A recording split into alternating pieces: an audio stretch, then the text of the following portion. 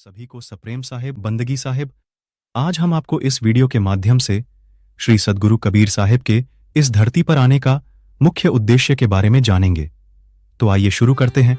आध्यात्मिक जगत में संत शिरोमणि कबीर साहिब का नाम लोग बड़ी श्रद्धा एवं आदर से लेते हैं। सत्य, प्रेम, करुणा के साक्षात स्वरूप कबीर महान युगदृष्टापूर्ण सद्गुरु है। वे स्वयं अजर, अमर, अविनाशी, मुक्त चेतन स्वरूप होते हुए भी जीवों के कल्याण के लिए, मुक्ति का मार्ग दिखाने के लिए अपनी इच्छा से चारों युगों में अलग अलग नामों से आते रहे। सतयुग में सत सुकृत नाम साहिब, त्रेता युग में मुनीन्द्र नाम साहिब, द्वापर युग में करुणामय नाम साहिब और कलयुग में श्री सद्गुरु कबीर साहिब के नाम से अवतरित हुए हैं।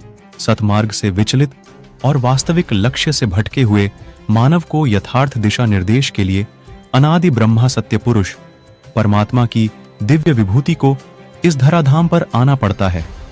15वीं शताब्दी में ऐसी ही दिग्भ्रमित मानवता व्याकुल हो रही थी।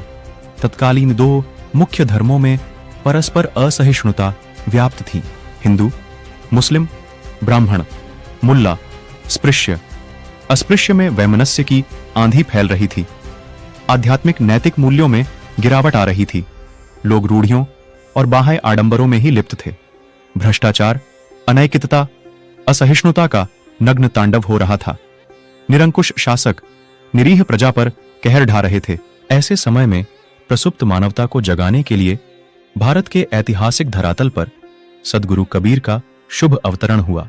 संवत 1455 ज्येष्ठ पूर्णिमा दिन सोमवार के मांगलिक ब्रह्म मुहूर्त में काशी के समीप लहरतारा तालाब के तट पर स्वामी रामानंद जी के शिष्य अष्टानंद जी ध्यान में बैठे थे।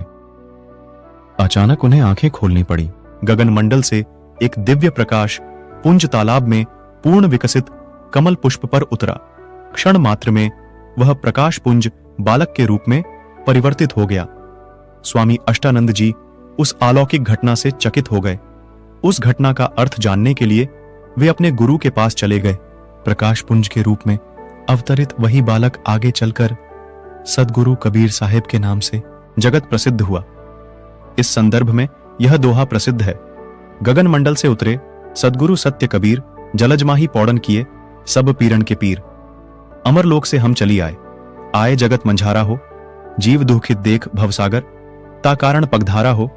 इस प्रकार श्री सद्गुरु कबीर साहिब जी इस धराधाम पर जनमानस के कल्याण के लिए शरीर रूप धरकर प्रकट हुए।